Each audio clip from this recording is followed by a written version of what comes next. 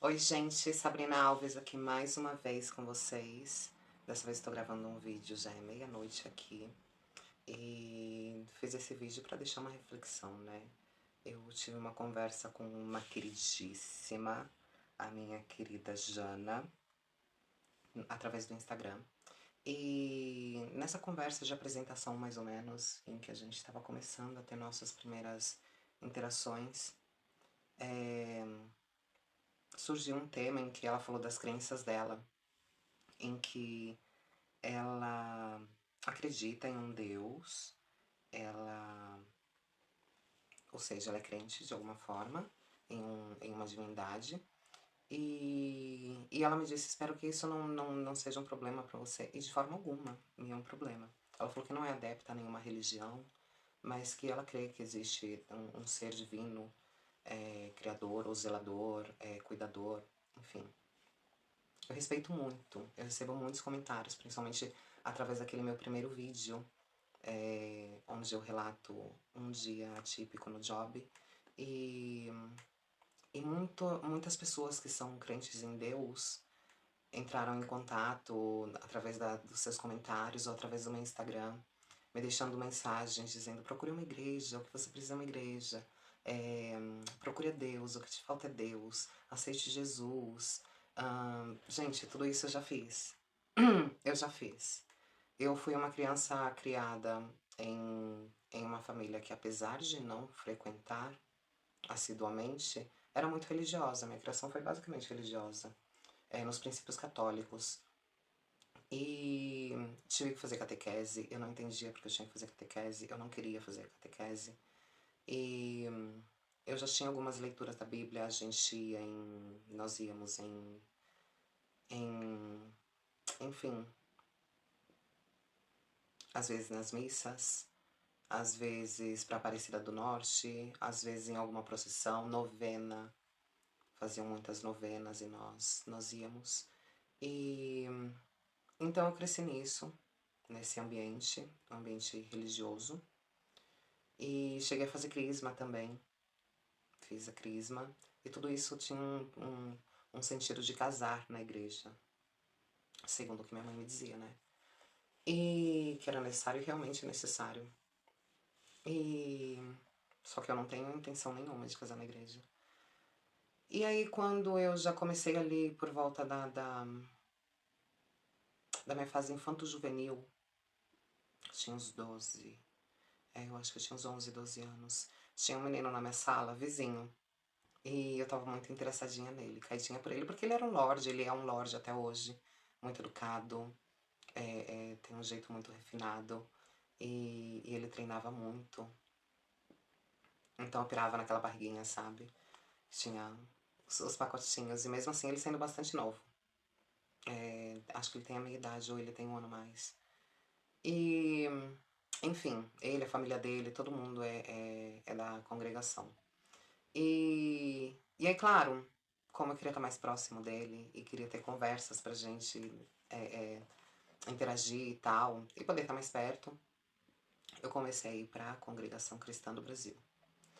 Fui pra congregação, começou tudo bem, eu achava diferente, porque homens de um lado, mulheres do outro, eu queria sentar do outro lado, mas eu não podia, as mulheres com véus, eu achava os hinos muito bonitos, e tudo tocado, a orquestra ali, ao vivo. Eles possuem um grupo que ensinam as crianças, as pessoas, né, em geral, a tocar instrumentos, e isso eu achei muito interessante, me tocou. E aí comecei a frequentar bastante, tinha culto basicamente todos os dias, e cada dia em um lugar, e eu ia para os outros lugares junto com ele, a gente combinava os horários, mas tudo na amizade. Ele sempre me respeitou muito. E acho que eu também a ele. Se não, me desculpe alguma coisa.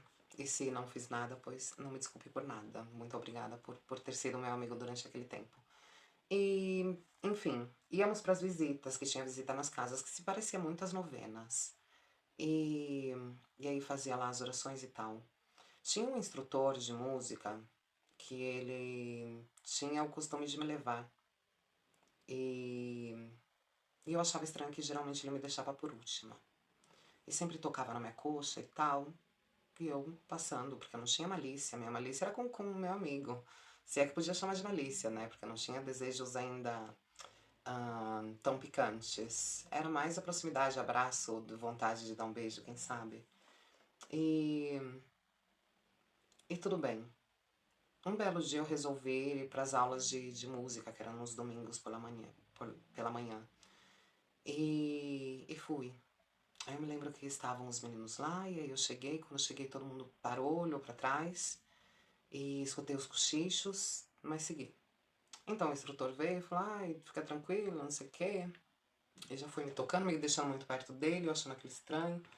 E de repente ele falou: hoje a gente vai. Enfim, falou que eles iam me pegar. E aí quando ele falou, mesmo que tenha sido em tom de brincadeira, eu acho que brincadeira assim não se faz, ainda mais com uma criança. E dentro de um templo, né, que se diz religioso. E ele sendo o adulto responsável entre aquelas crianças e adolescentes. E então eu fiquei assustada e fui correr. Ele segurou meu braço, eu consegui me soltar, eu me lembro. Eu me mexi até eu me soltar. Nisso os meninos já estavam em cima de mim pra me pegar e eu consegui correr, escapar. Nisso que eu comecei a correr, ele falou pra me pegarem. Os meninos vieram correndo e eu saí correndo na frente. Tropecei nas escadas e desci rolando. Consegui me levantar sem eles me pegarem, saí correndo. Nunca mais voltei pra igreja. Nunca mais. Ali foi meu fim com essa igreja. Então eu conheci a dica. Não, antes de conhecer a dica, vieram as coisas que ocorreram quando foi descoberta a minha transexualidade.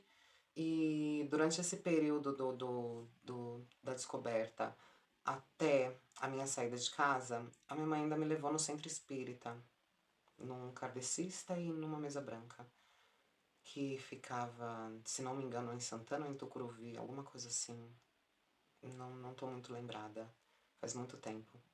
E aí eu fui para esse centro espírita e chegando lá eu dormia.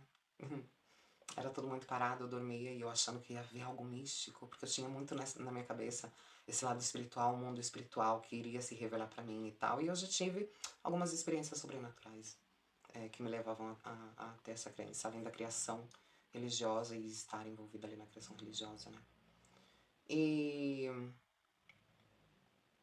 e aí eu lembro que eu passei numa mesa assim, tinha algumas pessoas, aí tinha um espírito lá na frente, esse espírito começou a falar que eu era assim porque na outra encarnação eu tinha sido uma mulher, mas uma mulher muito perversa, talvez abusadora de, do período da escravidão, né? Talvez eu abusasse dos escravos, isso numa reencarnação passada. E por isso eu tinha vindo assim, dessa forma, pra pagar pelo meu karma. Eu lembro que eu escutei aquilo, eu me senti tão culpada. Eu falei, como assim eu tô pagando por um erro de uma vida passada? Uma vida que eu nem sei se existe, porque eu não tenho lembranças, eu não tenho essas recordações. E fiquei meio indignada com aquilo. Eu me senti bastante culpada por, enfim, por algo que eu não tinha feito e por ter vindo dessa forma. Porque até então eu não me compreendia por completo. E aí quando eu consegui sair de lá, a dica é de religião de matriz africana, do candomblé. E nesse período ela também ia muito na Umbanda, que ela começou na Umbanda. E, e aí eu conheci a Umbanda e me apaixonei. Me apaixonei, eu achei linda demais, que tinha muita caridade, muita bondade e tal. Não entendia isso de virar no santo e tal. Mas fui, me batizei, gostei de frequentar. E depois, com o passar dos anos, eu acabei indo pro candomblé. Também me cuidei bastante no candomblé, segui firmemente preceitos e tudo que envolvia. Eu virava no santo e era tudo muito confuso, porque eu via as coisas que estavam acontecendo, algumas coisas apagavam da minha memória e, e eu não tinha controle sobre o meu corpo. E eu achava muito estranha essa sensação, porque me dava a sensação de estar ali e não estar ao mesmo tempo. Estar, mas não ter controle. Então não sei se, não tenho como afirmar Se eu virava, se eu não virava, se era algo psicológico, se não era algo psicológico. Eu ainda tenho minhas dúvidas e busco minhas respostas, apesar de ter me tornado ateia depois disso. Após o período de pandemia, eu me aprofundei muito mais em estudos céticos e ateístas, eu sigo muitos canais ateístas, e eu cheguei à conclusão de que não há um mundo espiritual. Principalmente depois que veio a pandemia, sabe? Parece que foi o suficiente para que eu abrisse meus olhos e parasse de ter crenças em o que para mim é mitologia. Respeito você que segue, que tem uma religião ou que tem a crença em uma divindade ou em muitas divindades, mas eu sou da parte que já não acredito em nenhuma. E então, se fosse para recorrer a Deus, se um Deus ou deuses tivessem que fazer algo por mim, eles deveriam ter feito nos momentos em que eu mais precisei, no momento em que eu estava mal de saúde, no momento em que eu me vi desamparada, nos momentos em que eu passei fome, nos momentos em que eu não queria estar com uma pessoa e me via obrigada a estar, porque eu já não tinha escolha, porque eu estava trabalhando num lugar com pessoas que não me deixavam ter essa liberdade de dizer não para um cliente, por exemplo. E às vezes em que eu fui viu por clientes, viu?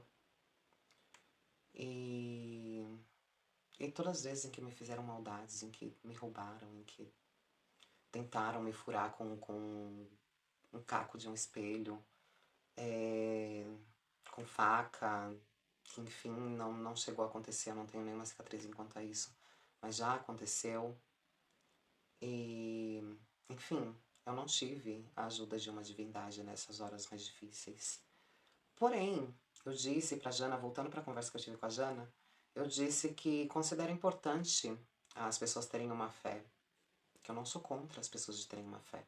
E seja a fé no que seja, em muitos deuses, em um Deus só, ou como eu que tenho a fé em mim, a fé em um futuro próspero, a fé de que eu ainda vou sair desse trabalho, a fé de que eu ainda posso viver comodamente, a fé de que eu posso ter uma vida estável e feliz, a fé de ajudar as pessoas, a fé de ter um mundo mais humano, a fé de que consigamos viver em harmonia com a natureza, sem explorar, sem destruir ela, a fé de que consigamos evoluir enquanto pessoas.